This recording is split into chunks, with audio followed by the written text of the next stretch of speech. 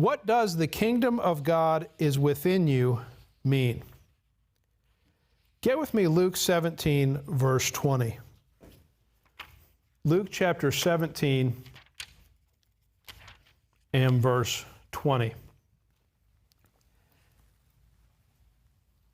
And when he was demanded of the Pharisees, when the kingdom of God should come, he answered them and said, the kingdom of God cometh not with observation, neither shall they say, lo here, or lo there, for behold, the kingdom of God is within you. So the question is, when it says the kingdom of God is within you, what does that mean? People sometimes think, well, the kingdom of God it's inside you, it's inside your being is what it is. Well, notice verse 20. And when he was demanded of the Pharisees when the kingdom of God should come, what they're asking there is they're asking about, I believe what they're asking about is the second coming. In other words, when does the Lord, the Messiah, the Christ, when does he return to set up his earthly kingdom? Well, that's at the second coming. And in verse 20, the question that the Pharisees are asking, I believe, is when the kingdom of God should come, they're asking about the establishment of the earthly kingdom. Look with me at Luke 19, verse 11. I'll give you another reason why I think that's what they're asking. Luke 19, verse 11. And as they heard these things, he added and spake a parable, because he was nigh to Jerusalem, and because they thought that the kingdom of God should immediately appear. When they think the kingdom of God should immediately appear, what are they thinking? They're talking about the establishment of the earthly kingdom.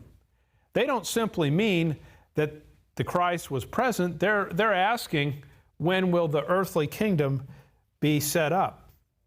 So what does the Lord mean when he says to them, the kingdom of God is within you? And what the answer is, I believe, is he's saying to them, the kingdom of God is within their midst. So let me give you this example. The word you can be used to refer to you plural. So if he says the kingdom of God is within you, it's within this group that we're in. Let me show you this. Get Luke 16, verse 16. Luke 16, verse 16. The law and the prophets were until John. Since that time, the kingdom of God is preached, and every man presseth into it. So the kingdom of God was already preached for years prior to the asking of that question about when the kingdom of God should come. Get Luke 10, verse 1. Luke chapter 10. Luke chapter 10 and verse 1.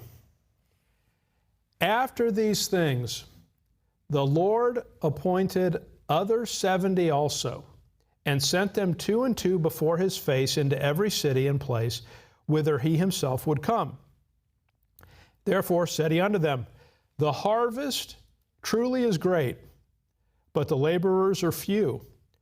Pray ye therefore the Lord of the harvest, that he would send forth laborers into his harvest. Go your ways. Behold, I send you forth as lambs among wolves. Carry neither purse nor scrip nor shoes, and salute no man by the way. And into whatsoever house ye enter, first say, Peace be to this house. And if the Son of Peace be there, your peace shall rest upon it. If not, it shall turn to you again. And in the same house remain, eating and drinking such things as they give, for the laborer is worthy of his hire. Go not from house to house.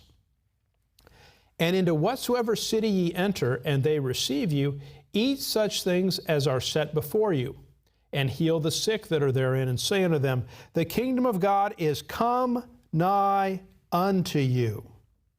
But into whatsoever city ye enter, and they receive you not, go your ways out into the streets of the same, and say, even the very dust of your city, which cleaveth on us, we do wipe off against you.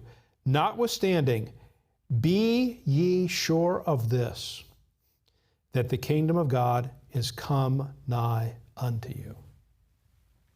So what's going on? Luke 16:16 says, the law and prophets were until John. Since that time, the kingdom of God is preached. So was the kingdom of God preached during the Lord's earthly ministry? The answer to that is yes. Moreover, when the Lord sends out the 70 and they go to the different cities, whether they're accepted or rejected, what they say when they are rejected is the kingdom of God is come nigh unto you. Meaning, it was there, it was right here, it was available for you to accept.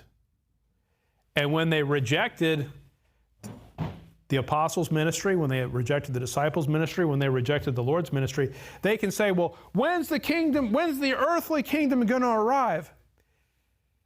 The earthly kingdom is not going to arrive for you if you rejected the kingdom that was nigh unto you. See the point? The danger is when you reject the gospel of the kingdom during the Lord's earthly ministry, when you reject the ministry of the apostles, and you ask the question, well, what happens in the future? The problem is you have rejected the kingdom of God when it was nigh unto you. So what does the kingdom of God is within you mean?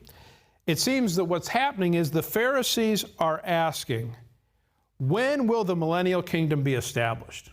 And of course, what we'll do is we'll just hide the dispensation of grace for a minute. So right before the cross, when they ask, when will the kingdom of God be established? It's going to be established over here at the second coming, and that's when the earthly kingdom will be set up. But the problem's going to be, if you reject the gospel of the kingdom before then, are you going to enter into the earthly kingdom? And the answer, of course, is that you're not going to.